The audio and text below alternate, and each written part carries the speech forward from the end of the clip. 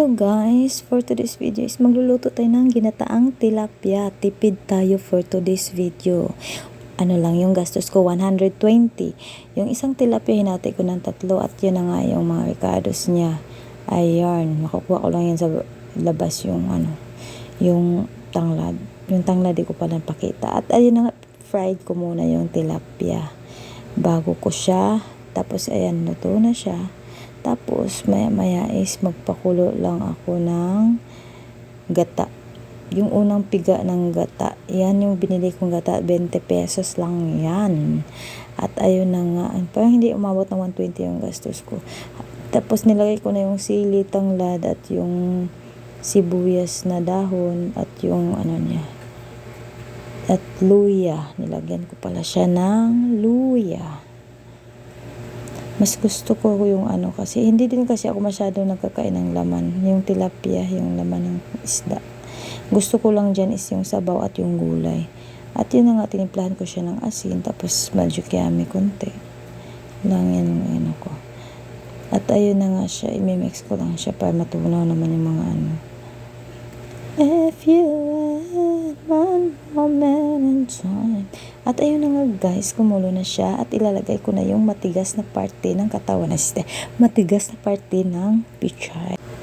Kasi matagal maluto yung part na yan. Medyo matagal, hindi masyadong matagal. At ayun na nga guys. Tapos, okay na yan siya. Ilalagay na natin yung dahon ng pichay.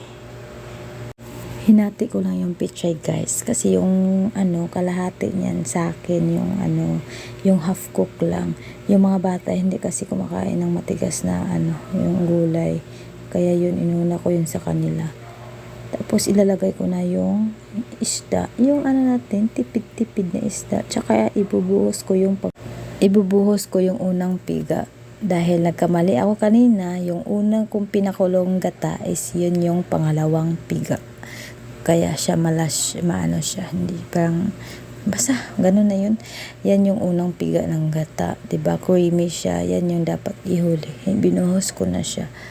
At maya nga guys, dahil okay na yan siya, ilagay ko na yung pichay ko. Yung gusto kong pichay na half cook. Ilalagay ko na siya dahil yun yung akin.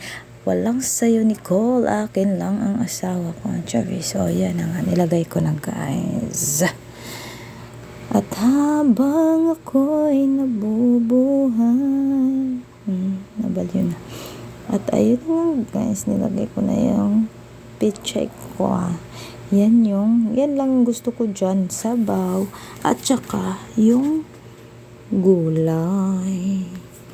Di ko na masyadong, dapat hindi na masyadong pakuluin kasi gusto ko yung parang fresh na hindi masyadong kulo-kulo yung gata. Dahil, tapos nilagay ko na din yung dahon ng sibuyas. Dahon ng sibuyas. May kinuha ako dun, parang may nahulog yata. Thank you guys for watching. Sa walang sawang pag-suporta sa aking mga videos na lutong bahay lamang. Ito ay lutong bahay dahil sa bahay ako nagluto, hindi ako sa labas, restaurant or whatever. Yan na nga guys, pwede na kaming kumain. 3 lang yan na maliliit, pero natirahan pa yan ng laman kasi pero yung sabaw at gulay ubos talaga. Mga tao sa bahay mahilig ng gulay, mga anak ko mahilig sila sa gulay dahil si nanay namin sila, hindi si tatay.